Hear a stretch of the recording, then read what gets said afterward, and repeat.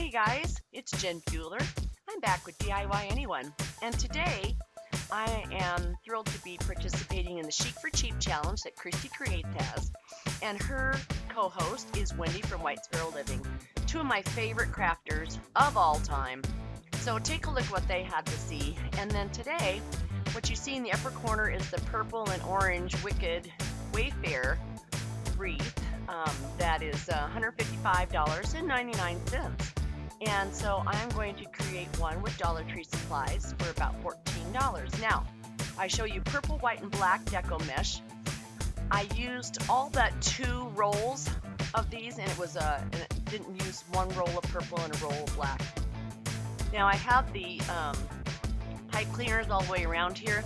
I ended up changing out how to do this. I have to tell you, this is my first deco mesh I have ever made. So I thought I might need these, and I honestly was better off to add them at the beginning than to add them later on.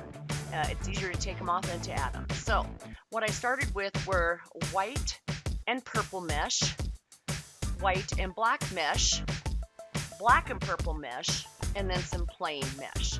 And what I end up doing here is taking the little trios, I rolled them all, they were 6 inches wide, I cut them 10 inches long, and I did 2 curls on either end and then crunched them together in the center.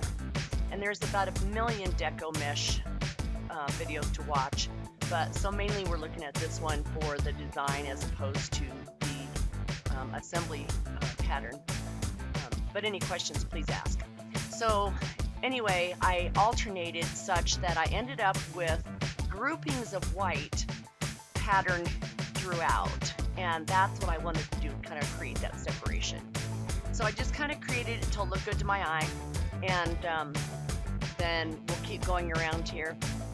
What I end up using those deco mesh in the center ring, I use those because I add some of the bat ribbon from Dollar Tree and the plain black sparkly ribbon from Dollar Tree to add some pattern in the center there. All right, so now I'm down to the very end, and you can see, so I've got the purple and white, and then the black and white, and you can see to the left where there's just the plain 3 white ones in the center. So I just added one to each side of that, and that ended up to be the pattern to get that white where it wasn't too much, but just enough to create that differentiation in almost like a vertical stripe type pattern. And then what we'll be doing next here is here's the general picture. Now you can see with this deco mesh, granted, it's not the most expensive. And you can see that there's a lot of odd threads and things that hang, especially with the way the light's hitting it, and just trim those away. But honestly, for as inexpensive as the mesh is, it was really pretty and very easy to work with. All right, so then I had the Wicked piece that came from Dollar Tree. And I decided to paint it green, and you can see the texture on it. So the green is with puffy paint. Then the silver broom handle is puffy paint, the gold moon, and then the black hat. All puffy paint. You can get them for $1 a bottle at Walmart. Then I just took some raffia, glued that to the bottom for the witch's broom part. Put a little piece of raffia around the center. You can see where I made it look like it was gathered, but then I did have extra pieces underneath just to fill it out. And that was the Wicked piece. Now for that pattern, the puffy paint to dry. So be sure and give it plenty of time so you don't drag your hand through it and mess it up. And you can kind of see the pattern that adds, and it really is neat with the light. So then we're going to add that to the bottom center of the wreath, and I ended up actually just hot gluing that on. It just really did fine. Again, since that deco mesh has such big holes in it, be careful that you don't burn your fingers off, because you could.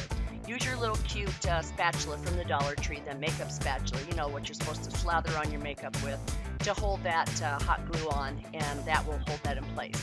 Then see the bat pieces that are around the top, and some in the center of the bat pieces. You can see the black balls that I used. I used that to set it off.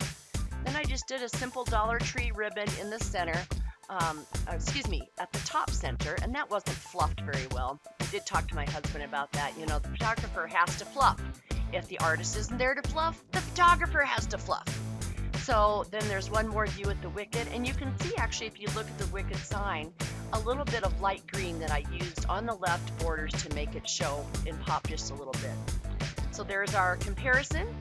Come back and see me again. Love to have you. Subscribe, hit thumbs up, and then go see the rest of the neat folks on the playlist.